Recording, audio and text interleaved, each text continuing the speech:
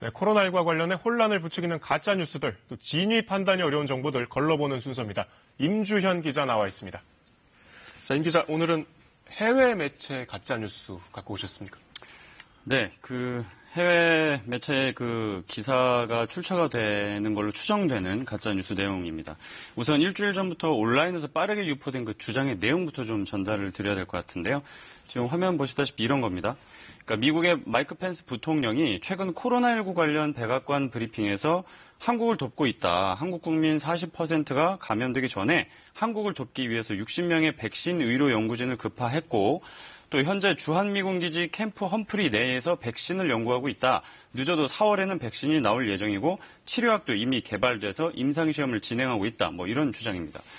그러니까 일종의 정보글 형태로 퍼진 내용인데요. 그러니까 이 주장의 근거가 된 것으로 보이는 곳을 추적해 봤더니 미국 로스앤젤레스 현지에 있는 것으로 알려진 한 인터넷 매체가 있었습니다. 그러니까 미국이 한국을 돕고 있고 치료제도 개발했다. 뭐 이런 내용인데 이건 사실이 아닙니까, 그럼?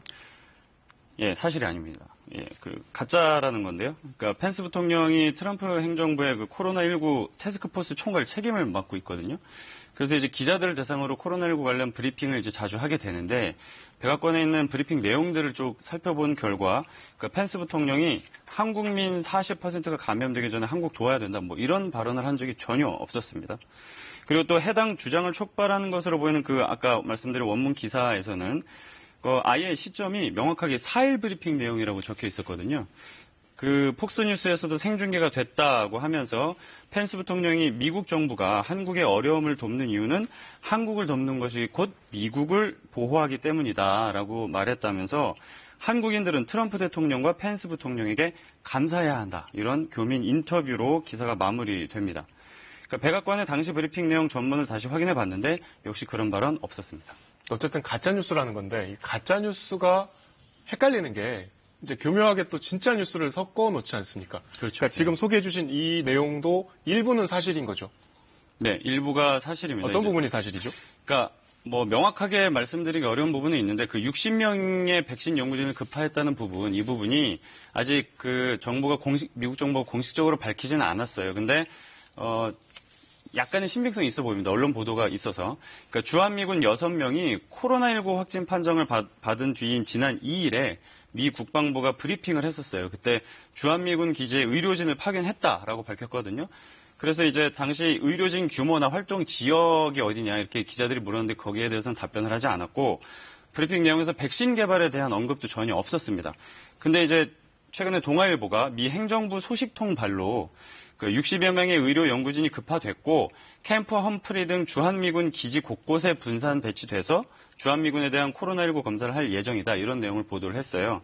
그래서 몇몇 언론이 이 보도를 받아서 추가로 보도를 했는데 그 내용에 따르면 파견된 연구진이 한국에 머물면서 백신도 개발할 예정이고 필요할 경우에 그 연구 결과를 한국 정부와도 공유할 예정이다. 이렇게 내용이 실렸습니다. 사실 백신 부분이 좀 귀가 번쩍 뜨이는 내용이라 근데 저희 뉴스에서도 여러 번 전달해 드렸듯이 백신 치료제 개발은 좀 아직 멀었다 이런 뉴스들 많이 있었거든요. 네. 이 부분도 역시 사실이 아니겠죠? 그렇습니다. 미국 정부의 공식적인 발표에 따르면요. 이게 아까 정보글 내용에는 4월 말쯤에 백신이 나온다고 돼 있는데 4월 말에 백신이 나오는 게 아니고 지금 개발 중인 백신에 대한 첫 임상 실험이 4월이다. 예, 시험이 그때 4월 말에 이루어진다는 얘기고요. 그러니까 백신 상용화는 대개 한 18개월 이상 정도 걸린다는 게 학계의 정설입니다. 그리고 현재 여러 가지 치료제가 임상 시험을 하고 있는데요. 그러니까 의료계에서는 한 4, 5월쯤이면 그 결과가 나온다.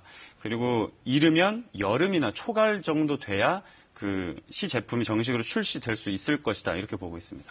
이 가짜 뉴스라는 게 국내에만 있는 게 아닌 걸로 지금 밝혀졌는데 이 지금 소개해 주신 매체가 어떤 매체입니까? 왜 이런 가짜 뉴스들이 지금 유포가 되고 있는 거죠?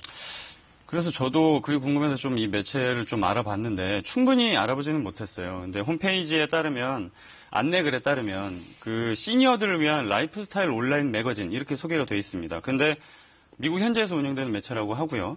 근데 이제 시사 정치 이슈에 대한 기사도 많았고 특히 이 코로나19 관련해서는 중공폐렴이라는 용어를 쓰면서 아주 비판적으로 보도하고 있었고요. 그리고 특히 정보글 주장의 토대가 된 그 기사 원문 자체가 지금은 지워지고 없는 상태입니다. 그러니까 그 홈페이지에서 검색해도 안 나오는 상태인데요. 이게 왜 지워졌는지까지는 확인되지 않았습니다.